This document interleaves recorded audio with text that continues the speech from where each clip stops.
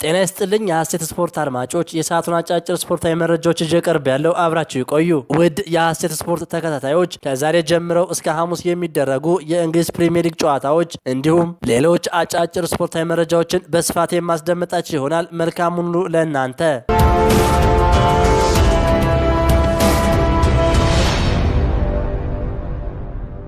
ትኩሱ እሳተ ገሞራ ቤንጃሚን ሼሽኮ ፈነዳ። የብሩኖ ፈርናንዴዝ አስማት ከአሞሪም ቼዝ ወደ ካሪክ ነጻነት ማንቸስተር ዩናይትድ። ማይክል ካሪክ አዲሱ የማንቸስተር ዩናይትድ እና የኦልትራፎርድ ትንሣኤ 7 ጨዋታ ተጫውቶ 6 ድል አድርጎ አንድ አቻ ወጥቶ 0 ሽንፈት አስተናግዶ ሪከርድ የሰበረው አዲሱ የኦልትራፎርድ ወርቃማው ልጅ ማይክል ካሪክ ከ7ኛ ደረጃ ተነስቶ ዩናይትድን 3ኛ ደረጃ ላይ አስቀምጦ የጥር ወር የፕሪሚየር ሊጉ ምርጥ አሰልጣኝ ተብሎ ተሸለመ። ተጫዋቾቹ በካሪክ ነጻነትና እውቀት እጅግ ደስተኛ ናቸው። ቋሚ መሆንን ይፈልጋሉ። መፈለግ ብቻም አይደለም ይጓጓሉ። አመለሸጋው ወጣቱ ሩጦ የማይበቃው ቤንጃሚን ሼሽኮ በቃጠሎ ላይ ነው። ማንም ሊያቆመው አልቻለም። በአሞሪም ስር በ16 ጨዋታ 2 ጎል ብቻ ያስቆጠረው ሼሽኮ ከማይክል ካሪክ ጋር በ8 ጨዋታ 7 ጎል ሲያስቆጥር በመጨረሻዎቹ 5 ጨዋታዎች ተከታታይ ጎሎችን አስቆጥሯል። የቡድኑ መሪና አስተማሪው ፖርቹጋላዊ ብሩኖ ፈርናንዴዝ ከክሪስታል ፓላስ ጋር በነበረው ጨዋታ ሼሽኮን ሲያስተምር ታይቷል። ከደቂቃዎች በኋላም ለሼሽኮ ድንቅ ጎል አመቻችቶ ሰጠ። ሼሽኮ አሳምሮ አስቆጠረው። የሚያስፈልገው በራስ መተማመን ነበር። ገና ብዙ ይሰራል። እሱ ለዩናይትድ የሚገባ እውነተኛ ታላቅ ተሰጥቶ ነው። በአሞሪም ስር እንደ ቼዝ ጥብቅ የነበረው ስልት በካሪክ ወደ ነጻነት ተቀይሯል። ተጫዋቾቹ የካሪክን የእግር ኳስ እውቀት አድንቀዋል። ካሪክ በቋሚነት የመቀጠር እድሉ በየቀኑ እየጨመረ ነው።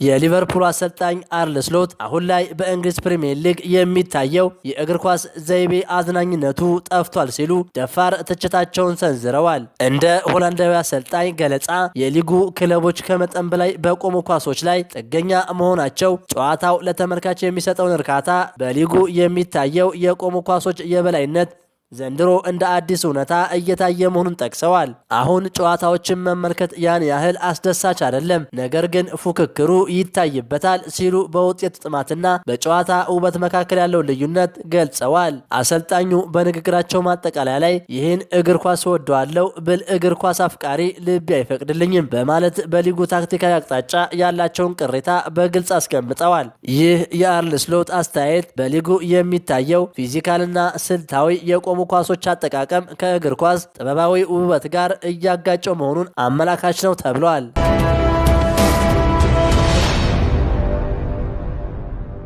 አትሌቲኮ ማድሪድ ዛሬ ምሽት ከባርሴሎና ጋር ተጠባቂ የኮፓ ዴል ሬይ ግማሽ ፍጻሜ የመልስ ጨዋታውን ያደርጋል። የመጀመሪያውን ጨዋታ አትሌቲኮ ማድሪድ 4-0 በሆነ ውጤት ማሸነፉ ይታወሳል። አሰልጣኝ ዲያጎ ሲሞኒ በዛሬው ጨዋታ የ4-0 ውጤታቸውን ለማስጠበቅ እንደሚገቡ ተገልጿል። አሰልጣኙ በጨዋታው 5-4-1 አሰላለፍ ይዘው ወደ ሜዳ ለመግባት ማቀዳቸውን ማርካ ዘግቧል።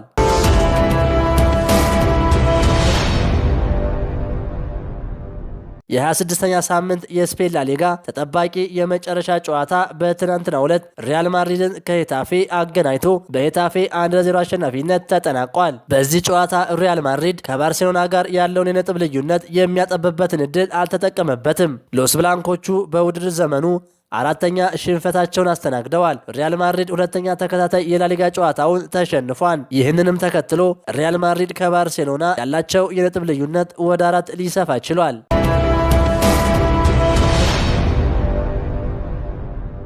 የ19ኛ ሳምንት የእንግሊዝ ፕሪሚየር ሊግ መርሃ ግብር ጨዋታዎች ዛሬ ጀምረው እስከ ሐሙስ ይደረጋሉ። ዛሬ ከሚደረጉ መርሃ ግብሮች ሊድስ ዩናይትድ ከሰንደርላንድ፣ ኤቨርተን ከበርንሌይ፣ በርንማውዝ ከብሪንትፎርድ በተመሳሳይ ምሽት 4:30 ሲደረጉ ወልቭስ ከሊቨርፑል ምሽት 5:15 ጨዋታቸውን ያካሂዳሉ።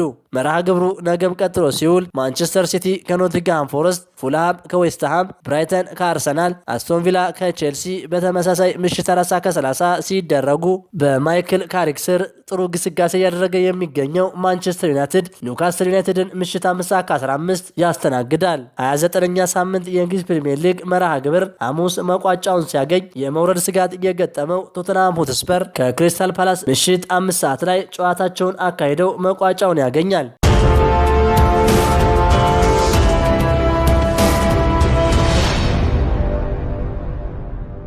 ክቡራን የሐሴት ስፖርት አድማጮች ለሰዓቱ ያስኳቸው አጫጭር ስፖርታዊ መረጃዎች ይህንን ይመስሉ ነበር። ሀሳባችሁን በኮሜንት አጋሩኝ። ለሌሎች ስፖርት ወዳጆች እንዲደርስ ሼር አድርጉት። ቸር ተመኘን።